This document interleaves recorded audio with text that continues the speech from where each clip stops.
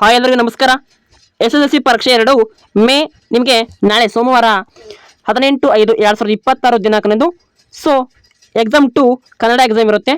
So ಇಂದಿನ ವಿಡಿಯೋದಲ್ಲಿ ಯಾವ ರೀತಿ ನಾವು ಪ್ರಿಪರೇಷನ್ ನಡೆಸಬೇಕು, ಹಾಗೆ ಯಾವ ರೀತಿ ಟ್ರಿಕ್ ಮೂಲಕ ಪ್ರಶ್ನೆಗಳನ್ನು ಓದ್ಕೊಳ್ಬೇಕು ಎಂಬುದನ್ನು ಈ ಪ್ರಶ್ನೆ ಪತ್ರಿಕೆಯಲ್ಲಿ ತಿಳಿದುಕೊಳ್ಳೋಣ. ಸೊ ವಿಡಿಯೋ ತುಂಬಾ ಯೂಸ್ಫುಲ್ ಆಗೋದ್ರಿಂದ ವಿಡಿಯೋನ ನಿಮ್ಮ ಫ್ರೆಂಡ್ಸ್ಗಳಲ್ಲಿ ಶೇರ್ ಮಾಡಿಕೊಂಡು ಸೊ ವಿಡಿಯೋನ ಎಲ್ಲಿ ಕೂಡ ಸ್ಕಿಪ್ ಮಾಡಿದೆ ಸೊ ಕೊಂದೆರಡು ನೋಡಿ. ಬನ್ನಿ, ಈ ಪ್ರಶ್ನೆ ಪತ್ರಿಕೆಯಲ್ಲಿ ಕೊಟ್ಟಿರುವಂಥ MCQಗಳು ಇರ್ಬೋದು, ಹಾಗೆ ಮ್ಯಾಥ್ಸ್ ಫಾಲೋಯಿಂಗ್ ಇರ್ಬೋದು, ಹಾಗೆ ನೀವು ಇಲ್ಲಿ ಖಾಲಿ ಬಿಟ್ಟ ಸ್ಥಳ ಅಂತ ಕರಿತೀವಿ ನೋಡಿ, ಒಂದು ಪದಕ್ಕೆ ಸಂಬಂಧಪಟ್ಟಂಥ ಇನ್ನೊಂದು ಪದವನ್ನು ಗುರುತಿಸಿ ಬರೀಬೇಕಾಗತ್ತೆ. ಹಾಗೆ ಒಂದಂಕದ ಪ್ರಶ್ನೆಗಳಿರ್ಬೋದು, ಹಾಗೆ ಕೃತಿಕಾರ ಪರಿಚಯ ಇರುತ್ತೆ ನೋಡಿ, ಅವು ಕೂಡ ನೋಡೋಣ. ಸೊ ಟೆಕ್ಸ್ಟ್ ಬುಕ್ನ ನಿಮ್ಮ ಕಡೆ ಒಂದು ಬಾಜುನ ಇಟ್ಕೊಳ್ಳಿ, ಅಲ್ಲಿ ಕೊಡುವಂಥ ಪ್ರಶ್ನೆಗಳನ್ನ ಟಿಕ್ ಮಾಡಿಕೊಂಡು ಓದ್ಕೋಬೇಕಾಗತ್ತೆ. ಸೊ ಬನ್ನಿ ಬೇಗನೆ ವಿಡಿಯೋನ ಶುರು ಮಾಡೋಣ. ಸೊ ನಾಳೆ ನಿಮಗೆ ಎಕ್ಸಾಮ್ ಸೋಮವಾರ ದಿವಸ ಎಕ್ಸಾಮ್ ಕನ್ನಡ ಇರುತ್ತೆ. ಸೊ ಬನ್ನಿ, ಈ ಪ್ರಶ್ನೆ ಪತ್ರಿಕೆನ ತೆಗೆದುಕೊಂಡಿದ್ದೀನಿ. ಅಲ್ಲಿ ಕೆಳಗಿನ ಪ್ರಶ್ನೆಗಳಿಗೆ ಅಥವಾ ಅಪೂರ್ಣ ಹೇಳಿಕೆಗಳಿಗೆ 4 ಆಯ್ಕೆಗಳನ್ನ ಕೊಟ್ಟಿರ್ತೀವಿ, ಅಂದರೆ ಮಲ್ಟಿಪಲ್ ಚಾಯ್ಸಿಂಗ್ ಕ್ವಶನ್ಸ್ ಅಂತ ಕರಿತೀವಿ ನಾವು. ಅವುಗಳನ್ನ ಏನು ಮಾಡ್ಬೇಕು, ನಾವು ಕ್ರಮಾಕ್ಷರದೊಂದಿಗೆ ಬರೀಬೇಕಾಗತ್ತೆ. ಅಲ್ಲಿ 6 ಪ್ರಶ್ನೆನ ಕೊಟ್ಟಿರ್ತಾರೆ. ಸೊ ನೀವು ಪ್ರಶ್ನೆಯನ್ನು ಸರಿಯಾಗಿ ಓದ್ಕೋಬೇಕು, ತುಂಬ ಈಸಿ ಇರ್ತವೆ. ನಿಮ್ಮ ಕನ್ನಡ ಟೆಕ್ಸ್ಟ್ ಬುಕ್ಕನ್ನು ನಿಮ್ಮ ಬಾಜುನ ಇಟ್ಕೊಳ್ಳಿ, ಯಾಕಂದರೆ ನಾವು ಪ್ರಶ್ನೆಗಳಲ್ಲೇ ಇರ್ತವೆ, ನೀವು ಈಸಿಯಾಗಿ ಬರ್ಕೋಬೇಕಾಗುತ್ತೆ. ಸೊ 6 ಪ್ರಶ್ನೆ ನಾವು ಯಾವ ರೀತಿ ಓದ್ಕೋಬೇಕು, 6 ಅಂಕವನ್ನು ಯಾವ ರೀತಿ ಪಡ್ಕೋಬೇಕು ಅನ್ನೋದನ್ನ ನೋಡೋಣ. ಸೊ ಮೊದಲಲ್ಲಿ ನಿಮ್ಮ ಕನ್ನಡ ಟೆಕ್ಸ್ಟ್ ಬುಕ್ಕಲ್ಲಿ ಲಂಡನ್ ನಗರ ಪಾಠ, ಅಂದರೆ 2ನೇ ಚಾಪ್ಟರ್ನಲ್ಲಿ ಲಂಡನ್ ನಗರ ಇದೆ. ಆ ಪಾಠದ ಹಿಂದ್ಗಡೆ ಸಂಧಿಗಳನ್ನ ಕೊಟ್ಟಿದ್ದಾರೆ. ಒಟ್ಟು ಸಂಧಿಗಳನ್ನ ಕಂಪ್ಲೀಟ್ ಆಗಿ ಓದ್ಕೊಳ್ಳಿ. ಹಾಗೆ ಯಾವ ಸಂಧಿಗೆ ಸಂಬಂಧಪಟ್ಟಂತ ಅದಕ್ಕೆ ಹೊಂದಿರುವಂಥ ಉದಾಹರಣೆ ಸಹಿತ ನೋಡ್ಕೋಬೇಕಾಗತ್ತೆ, ಉದಾಹರಣೆ. ಓಕೆ, ಸೊ ಬನ್ನಿ, ಅಲ್ಲಿ ಅನುನಾಸಿಕ ಸಂಧಿಗೆ ಉದಾಹರಣೆ ಇದು ಅಂತ ಕೇಳಾಗಿದೆ ಪ್ರಶ್ನೆಯನ್ನ. ದೇವೇಂದ್ರ, ಮಳೆಗಾಲ, ವಾದ್ಯಮಯ, ಹಾಗೆ ದಿಗಂತ. ಸೊ ಅಲ್ಲಿ ಆಪ್ಷನ್ಸ್ ಏನಾಗುತ್ತೆ ಹುಡುಕಾದ್ರೆ ಅಲ್ಲಿ ವಾದ್ಯಮಯ ಆಗಿರುತ್ತೆ. So option C right answer ಆಗಿರುತ್ತೆ. ಹಾಗೆ 2ನೇ ಪ್ರಶ್ನೆ, ಒಬ್ಬರು ಹೇಳಿದ ಮಾತನ್ನೇ ಯಥಾವತ್ತಾಗಿ ಬರೆಯುವಾಗ ಬಳಸುವ ಲೇಖನ ಚಿಹ್ನೆ. ಅದನ್ನ ಈ ಪ್ರಶ್ನೆಯನ್ನ ಟೆಕ್ಸ್ಟ್ ಬುಕ್ನಲ್ಲಿ ಇದೆ. ಇದು ಎಲ್ಲಿ ಅಂದರೆ ವಾಕ್ಯದ ಚಿಹ್ನೆಗಳು ಅಂತ ಒಂದು ಟಾಪಿಕ್ ಇದೆ, ಅದರಲ್ಲಿ ನೋಡಿ. ಇದೆ ಸರಿಯಾದ ಉತ್ತರ ಅದಕ್ಕೆ ಆಪ್ಷನ್ಸ್ ಬಿ, ಅಲ್ಲಿ ಉದ್ಧರಣ ಚಿಹ್ನೆ ಆಗಿರುತ್ತೆ. ಸೊ ನೆಕ್ಸ್ಟ್ ಪ್ರಶ್ನೆ ನೋಡೋಣ ಬನ್ನಿ. ಅಂಗೈ ಪದವು ಈ ಸಮಾಸಕ್ಕೆ ಉದಾಹರಣೆ ಇದೆ. ಇದು ಕೂಡ ಟೆಕ್ಸ್ಟ್ ಬುಕ್ನಲ್ಲಿ ಇದೆ. ಸೊ ಟೆಕ್ಸ್ಟ್ ಬುಕ್ನಲ್ಲಿ ಸಮಾಸಕ್ಕೆ ಸಂಬಂಧಪಟ್ಟಂಥ ಲಿಸ್ಟ್ಗಳನ್ನ ಕೊಟ್ಟಿರ್ತಾರೆ, ಅವುಗಳನ್ನ ನೋಡ್ಕೋಬೇಕು. ಸೊ ಅಂಗೈ ಪದವು ಈ ಸಮಾಸಕ್ಕೆ ಉದಾಹರಣೆ ಆಗಿದೆ. ಆಪ್ಷನ್ಸ್ ಅದಕ್ಕೆ ನೀವು ನೋಡ್ಕೋಬೇಕು. ಲಾಸ್ಟಲ್ಲಿ ಯಾವುದು, ಆಪ್ಷನ್ಸ್ ಡಿ ಆಂಶಿ ಸಮಾಸಕ್ಕೆ ಉದಾಹರಣೆ ಆಗಿರುತ್ತೆ. ಇನ್ನು ಬೇಗನೆ ಪದವು ಈ ಅವ್ಯಯಕ್ಕೆ ಸೇರಿದೆ ಅಂತ ಕರಿತೀವಿ ನಾವು. ಅದಕ್ಕೇನಾಗಿರುತ್ತೆ, ನೀವು ಲಾಸ್ಟ್ ನೋಡಬೇಕು. ಭಾವಸೂಚಕನಾವ್ಯ, ಕ್ರಿಯಾಕರ್ತವ್ಯ, ಅನುಕರಣವ್ಯ, ಅಲ್ಲಿ ಸಮಾನಾರ್ಥ ಕಾವ್ಯ ಆಗಿರುತ್ತೆ. ಯಾವುದು, ಸೊ ಬೇಗನೆ ಅನ್ನೋದು ಸಮಾನಾರ್ಥ ಕಾವ್ಯಗೆ ಸೇರ್ಪಟ್ಟಿದೆ. ಇನ್ನು ಸಾವಿತ್ರಿ 7 ಅಂದ್ರೆ ನೋಡಿ, ನಾವು ವಿಭಕ್ತಿ ಪ್ರತಿಯನ್ನು ಟೇಬಲ್ ಕೊಟ್ಟಿದ್ದಾರೆ ಟೆಕ್ಸ್ಟ್ ಬುಕ್ನಲ್ಲಿ, ಅದು ಕೂಡ ತುಂಬಾ ಹೆಲ್ಪ್ ಆಗುತ್ತೆ. ಅದರಿಂದ ಟೆಕ್ಸ್ಟ್ ಬುಕ್ಕನ್ನು ನಿಮ್ಮ ಕಡೆ ಇಟ್ಕೊಳ್ಳಿ. ಸಾವಿತ್ರಿ 7 ಈ ಪದದಲ್ಲಿರುವಂಥ ವಿಭಕ್ತಿ ಯಾವುದು, ಸಾವಿತ್ರಿ 7 ಅಂತಿದೆ. ಸಪ್ತಮಿ 7 ಅದಕ್ಕೆ ಆಪ್ಷನ್ ಡಿ ರೈಟ್ ಆನ್ಸರ್, ಸಪ್ತಮಿ. ಇನ್ನು ಒಂದು ಅಥವಾ ಅನೇಕ ವಾಕ್ಯಗಳು ಒಂದು ಪ್ರಧಾನ ವಾಕ್ಯಕ್ಕೆ ಅಧೀನವಾಗಿರುವಂಥ ವಾಕ್ಯ. ಸೊ ನಿಮಗೆ ವೆರಿ ಇಂಪಾರ್ಟೆಂಟ್ ಇರ್ತದೆ ಈ ಪ್ರಶ್ನೆ. 6ನೇ ಪ್ರಶ್ನೆ, ಸರಿಯಾದ ಉತ್ತರ ಆಪ್ಷನ್ ಸಿ ಮಿಶ್ರ ವಾಕ್ಯ ಆಗಿರುತ್ತೆ. ಇದು ಕೂಡ ನಿಮ್ಮ ಟೆಕ್ಸ್ಟ್ ಬುಕ್ಕಲ್ಲಿ ವಾಕ್ಯಗಳ ಟಾಪಿಕ್ ಮೇಲೆ ಇರುತ್ತೆ. ಇನ್ನು ನೋಡಿ, ಒಂದು ಪದಕ್ಕೆ ಸಂಬಂಧಪಟ್ಟಂತ ಇನ್ನೊಂದು 3ನೇ ಪದಕ್ಕೆ ಸರಿ ಹೊಂದಂತ ಪದವನ್ನು ಬರೆದಿರುತ್ತೆ. ಒಟ್ಟು 4 ಪ್ರಶ್ನೆ ಇರ್ತವೆ. ಸೊ ಈಜಿಯಾಗಿ ನಾವು ಯಾವ ರೀತಿ ಇವನ್ನ 4 ಅಂಕವನ್ನು ಪಡ್ಕೋಬಹುದು.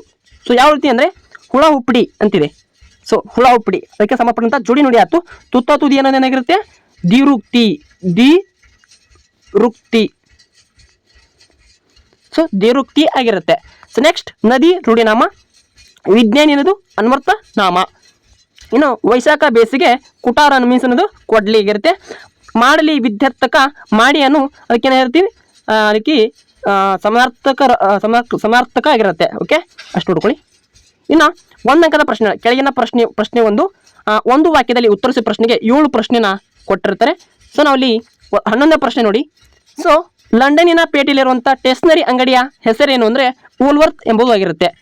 ಇನ್ನು ನಿಮಗೆ ಲಾಸ್ಟ್ ಪ್ರಶ್ನೆ 14ನೇ ಪ್ರಶ್ನೆ ನೋಡ್ಕೊಳ್ಳಿ. ಧರ್ಮಬುದ್ಧಿಯ ತನ್ನ ಬೆಳಗಿನ ಹೊತ್ತನ್ನು ಹೇಗೆ ಕಳೆದನು ಅಂತ ಕರಿತೀವಿ. ಅಲ್ಲಿ ನಾವು ಹಿರಿಯರ, ದೇವರ, ದ್ವಿಗ್ಗಜರ ಪೂಜೆಯನ್ನು ಮಾಡುತ್ತಾ ಬೆಳಗಿನ ಹೊತ್ತನ್ನು ಕಳೆದನು ಅಂತ ಹೇಳಬೇಕು. 15ನೇ ಪ್ರಶ್ನೆ,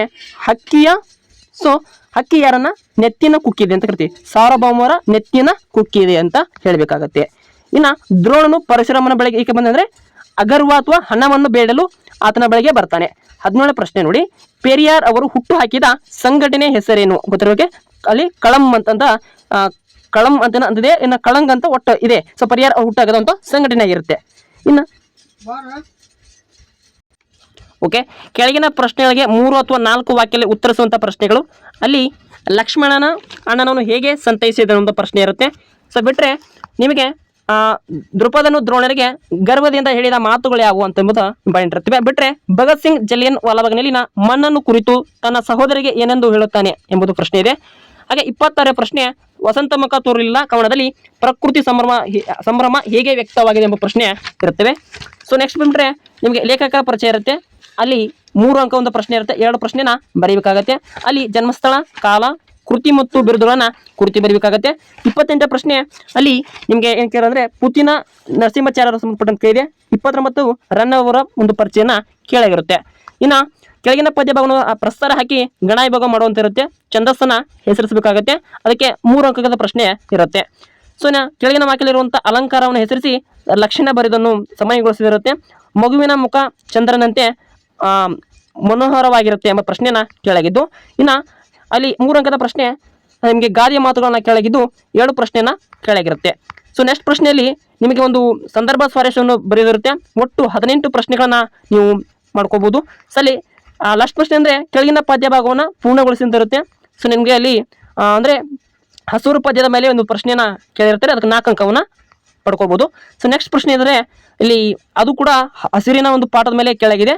ಇನ್ನು ಕೆಳಗಿನ ಪದ್ಯ ಭಾಗವನ್ನು ಓದಿಕೊಂಡು ಅಲ್ಲಿ ಮೌಲ್ಯವನ್ನು ಆಧರಿಸಿ ಸಾರಾಂಶವನ್ನು ಬರೀಬೇಕಾಗತ್ತೆ. ಬಿಟ್ಟರೆ 10 ಅಂಕದ ಪ್ರಶ್ನೆಯಲ್ಲಿ ನಿಮಗೆ ಸೊ ಅಲ್ಲಿ ನಿಮಗೆ 8 ಪ್ರಶ್ನೆ ಇರುತ್ತೆ, 8 ಅಂಕವನ್ನು ಪಡ್ಕೋಬಹುದು. ಸೊ ಅಲ್ಲಿ ನಾಲ್ವಡಿ ಕೃಷ್ಣರಾಜ ಒಡೆಯರ ಕಾಲದಲ್ಲಿ ಮೈಸೂರು ಸಂಸ್ಥಾನಕ್ಕೆ ಮಾದರಿ ಮೈಸೂರು ಎಂಬ ಕೀರ್ತಿ ಪ್ರಾಪ್ತವಾದ ಬಗೆಯನ್ನು ವಿವರಿಸಿರುತ್ತೆ. ಬಿಟ್ಟರೆ ವಿಶ್ವೇಶ್ವರ ಅವರು ಶಿಕ್ಷಣ ಕ್ಷೇತ್ರದಲ್ಲಿ ಮಾಡಿದ ಕ್ರಾಂತಿಕಾರಿ ಬದಲಾವಣೆಗಳನ್ನು ಕುರಿತು ಬರೆಯಲಿರುತ್ತೆ. ಸೊ ನೆಕ್ಸ್ಟ್ 40ನೇ ಪ್ರಶ್ನೆ, ಪಾಂಡವರನ್ನು ರಕ್ಷಿಸಲು ನಿರ್ಧರಿಸಿದ ಕೃಷ್ಣನನ್ನು ಕರ್ಣನಿಗೆ ಒಡ್ಡಿದ ಆಮಿಷಗಳನ್ನು ಕುರಿತು ನಿಮ್ಮ ಮಾತುಗಳಲ್ಲಿ ಬರೆಯುವ ಪ್ರಶ್ನೆ ಇರುತ್ತೆ. ಇನ್ನು ಗದ್ಯ ಭಾಗ ಓದಿಕೊಂಡು 10 ಅಂಕದ ಪ್ರಶ್ನೆ ಇರುತ್ತೆ. ಇಲ್ಲಿ ಗದ್ಯ ಭಾಗವನ್ನು ಓದಿಕೊಂಡು ಕೆಳಗಿನ ಪ್ರಶ್ನೆಗೆ ಉತ್ತರಿಸುವಂಥ ಪ್ರಶ್ನೆ ಇರುತ್ತೆ. ಸೊ ಅದನ್ನು ಕೂಡ ನೋಡ್ಕೋಬಹುದು ನೀವು. ಇನ್ನು ಒಂದೀಗ ಪತ್ರವನ್ನು ಬರೆದು ಸೊ ಪತ್ರವನ್ನು ಕೊಟ್ಟಿರ್ತಾರೆ, 5 ಅಂಕವನ್ನು ನೀವು ಪಡ್ಕೋಬಹುದು ಪತ್ರದಲ್ಲಿ. ಸೊ ಬಿಟ್ಟರೆ ನಿಮಗೆ ಒಂದು ವಿಷಯಕ್ಕೆ 15 ವಾಕ್ಯಕ್ಕೆ ಅಂತ ಕಡಿಮೆ ಇಲ್ಲದಂತೆ ಒಂದು ಪ್ರಬಂಧವನ್ನು ಬರೆದಿರುತ್ತೆ, ಅದಕ್ಕೆ 5 ಅಂಕವನ್ನು ಪಡ್ಕೋಬಹುದು. ಸೊ ನಾಳಿನ ಒಂದು ಎಕ್ಸಾಮ್ಗೆ ಇಷ್ಟು ನೀವು ಪ್ರಿಪ್ರೇಷನ್ ನಡೆಸಬೇಕಾಗುತ್ತೆ. ಸೊ 18/5/2026 ದಿನಾಂಕದಲ್ಲಿ ನಡೆಯುವಂಥ ಸೆಕೆಂಡ್ ಎಕ್ಸಾಮ್ SSLC ಅವರ ಕನ್ನಡ ಎಕ್ಸಾಮ್ಗೆ ಇಷ್ಟು ನೋಡ್ಕೋಬೇಕಾಗುತ್ತೆ. ಸೊ ಇಂದಿನ ವಿಡಿಯೋನ ಇಲ್ಲಿಗೆ ಮುಗಿಸ್ತೀನಿ. Thank you for watching. Have nice day.